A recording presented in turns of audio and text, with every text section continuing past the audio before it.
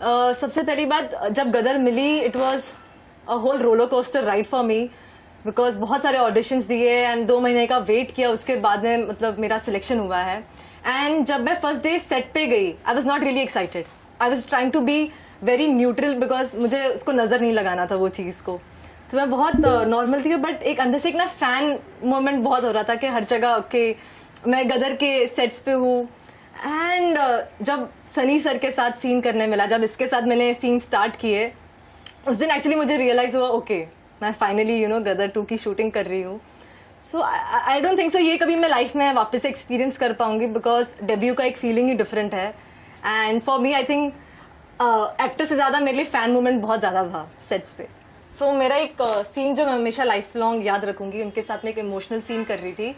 And because आप इतना respect करते हैं उनको, तो आप एक थोड़ा डर रहता है उनके साथ खड़े रहने में और एक्ट करने में। But then at the end मुझे परफॉर्मेंस करनी थी, बट मैं उस मोमेंट पे बहुत ज़्यादा नर्वस हो चुकी थी। सो वो एक इमोशन मेरे से आ नहीं रहा था। तो सनी सर ने मुझे एक ही चीज़ बोली कि जितना तुम एक्ट करने का ट्राई करोगी वो नहीं होगा, क्योंकि वो बड़े स्क्रीन पे दिख जाएगा कि ये लड़की ट्राई कर रही है।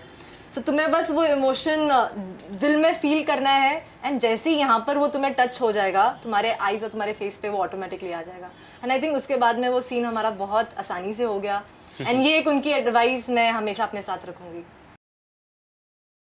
जी सनी सर तो उनमें कोई चेंजेस नहीं है। He is still the same person. I think he's just looking even more handsome. Yeah, he's just grown more handsome and even stronger, I would say.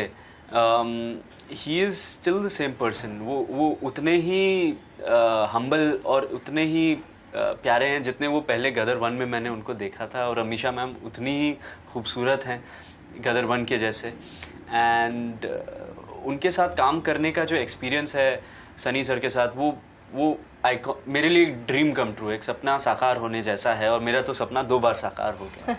तो आई होप और भी दफ़ा मौका मिले उनके साथ, क्योंकि वो एज एन एक्टर इतने अच्छे टीम प्लेयर हैं।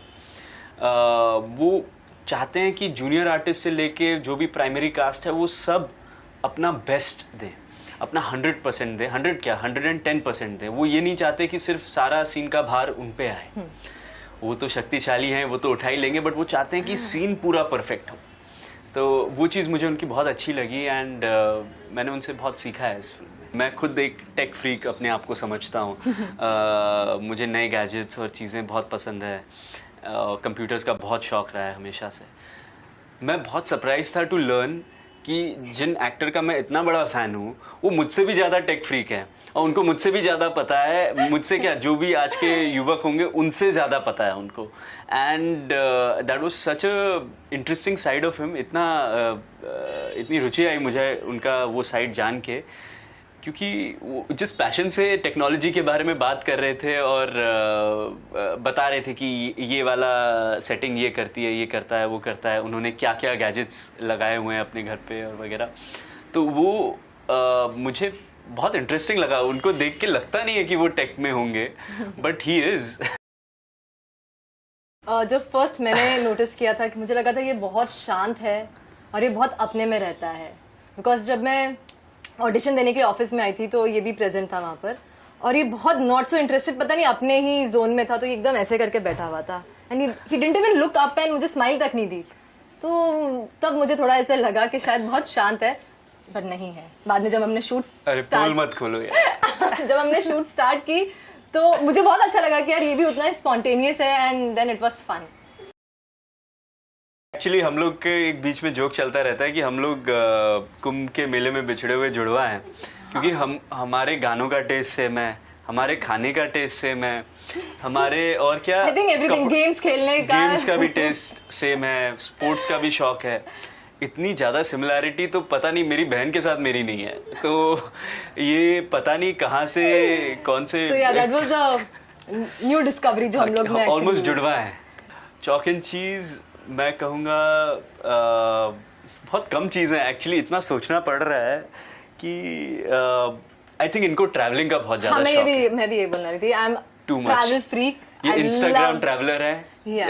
देखते रहती है, अरे ये जगह देखो, ये जगह देखो, ये जगह, वीजा कहीं का नहीं लगवाती है, बट ये जगह, ये जगह, ये जगह अपनी उतना ही नॉट सो इंटरेस्टेड है बिकॉज इसने ऑलरेडी सब चीज घूम ली है। पर लाइफ में उल्टा है, मैंने ज्यादा ट्रैवल किया, इन्होंने बहुत कम किया। जी, एज एन एक्टर एक्चुअली तो फर्क नहीं पड़ना चाहिए, क्योंकि आप अपनी एक्टिंग के लिए जाने जाते हो जो सोशल मीडिया पे नॉट सो रेलेवेंट रहती है।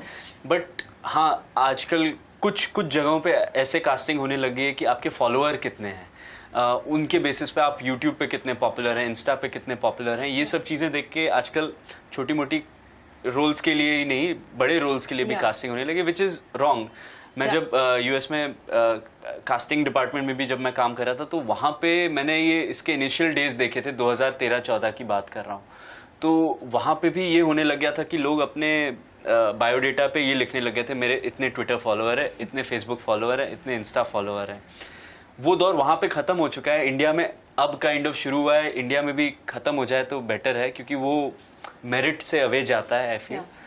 बट सोशल मीडिया वैसे तो अच्छा है, कई अच्छी चीज़ें होती है सोशल मीडिया के थ्रू, एक एस्केप है रियलिटी से, एंड अच्छा है, कई लोगों को कई शौक पूरे करने का मौका मिला है। But as an actor I don't think it makes too much of a difference. But मुझे ये भी लगता है कि सोशल मीडिया पे लोग रियल लाइफ को भी बहुत फेक या नकली ढंग से दिखाते हैं, तो उसका डिफरेंशिएशन करना वो हर आदमी की समझ पे है कि कौन कितना समझदार है, वो समझ जाता है। आई थिंक उस पे we always post the best moments of our life, not the actual life behind it.